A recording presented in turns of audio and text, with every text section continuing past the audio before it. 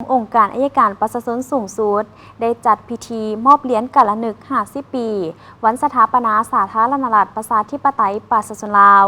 ให้บรรดาพนักงานอาวุโสบำนาญอดีตพนักงานการนำผู้ที่มีผลงานดีเด่นประกอบส่วนเหือแหงและสติปัญญาสุมใส่พัฒนาเวียกงานอัยการให้มีการเติบใหญ่ขยายตัวเป็นเก่าเก้าม้าอย่างบ่หยุดยั้ง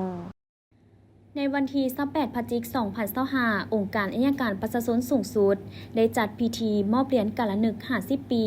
วันสถาปนาสาธารณรัฐประชาธิปไตยประชาชนลาว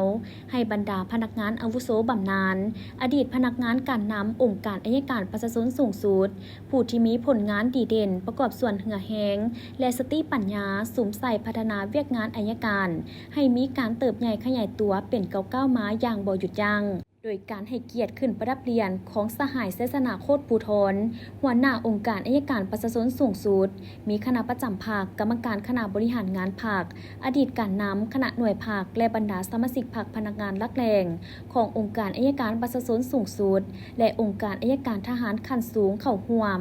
เพื่อหวนคืนวันมหาไสสนาก่อนหน้านี้เมื่อ50 ปีก่อนต่อจิตวิญญาณแห่งการปฏิบัติศาสตร์ประชาธิปไตยและนึกถึงผลงานและการเสียสละอันยิ่งใหญ่ของบรรดาผู้นำนักรบปฏิวัติประชาธิปไตยและนึกถึงผลงานและการเสียสละอันยิ่งใหญ่ของบรรดาผู้นำนักรบปฏิวัติวิรชนสมาชิกพรรคพนักงานและประชาชนบรรดาเผ่าที่ได้อุทิศให้แก่ภารกิจต่อสู้กู้ชาติอย่างพิละอาถรรพ์สามารถยัดได้ชัยชนะอย่างสมบูรณ์และสถาปนาเป็นประเทศสาธารณรัฐประชาธิปไตยประชาชนลาวและเพื่อเป็นการย่องย้อสรรเสริญคุณงามความดีของบรรดาท่านการนำทั้งอดีตและปัจจุบันตลอดฮอดพนักงานขั้นต่างๆที่ได้ประกอบส่วนสร้างสรรค์พัฒนาประเทศชาติและพัฒนาเวียกงานอัยการประชาชนใน50 ปีผ่านมานั้นพรรคและรัฐบาลจึงได้มอบเหรียญกาละนึก50 ปีวันสถาปนาสาธารณรัฐประชาธิปไตยประชาชนลาวให้แก่บรรดาผู้ที่มีผลงานคุณงามความดีอันใหญ่หลวงในการอุทิศเหือแหงและสติปัญญาประกอบส่วนเข้าในภารกิจปกปักรักษาและสร้างสรรค์พัฒนาประเทศชาติในตลอดระยะ50 ปีผ่านมา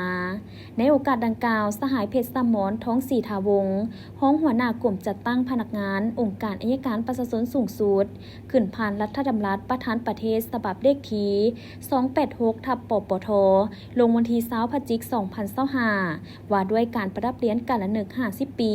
วันสถาปนาสาธารณรัฐประชาธิปไตยประชาชนลาว